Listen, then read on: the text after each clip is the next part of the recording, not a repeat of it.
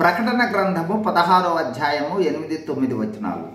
4వ దూత తన పాత్రను సూర్యుని మీద కుమ్మరించగా మనుష్యులను అగ్నితో కాల్చుటకు సూర్యునికి అధికారము ఇవ్వబడెను.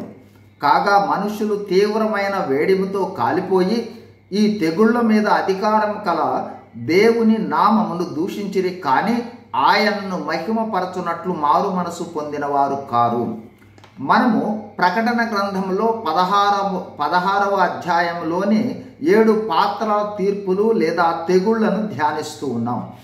ఈ తెగుళ్ళు యేసు ప్రభు రహస్య రాకడ తర్వాత భూమి మీద 7 ఏండ్లలో వచ్చు తీర్పుల్లో చివరివి.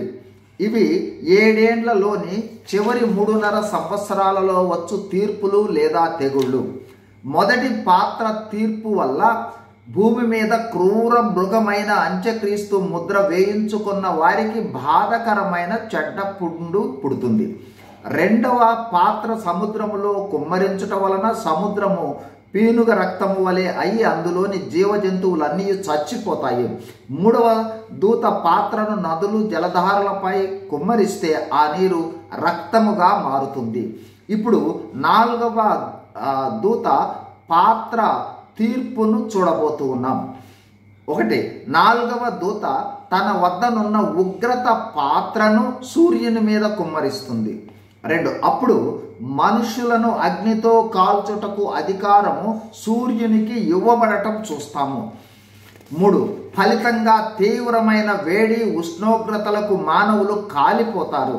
4 ఈ ఉష్ణోగ్రతల పెరుగుదల తీవ్రమైన వేడి ఒకవైపున మనుషులు కాల్చబడుట కాగా మరో విధంగా వాతావరణంలో అనేక దుష్ఫలితాలకు కారణమై ప్రకృతిలో అనేక నష్టదాయకమైన మార్పులకు కారణమవుతుంది.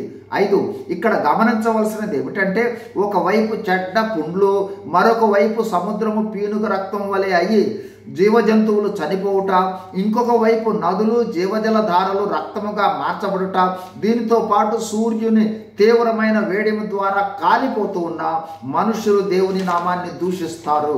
6 దేవునిని మహిమపరచరు. 7 మరియు పశ్చాత్తాపపడి మారు మనసు కూడా పొందరు. ఈ పరిస్థితిని గమనిస్తే ఇది మానవుని కఠినత్వానికి పరాకాష్ఠగా గుర్తించవచ్చు. God be with you and bless you. Thank you.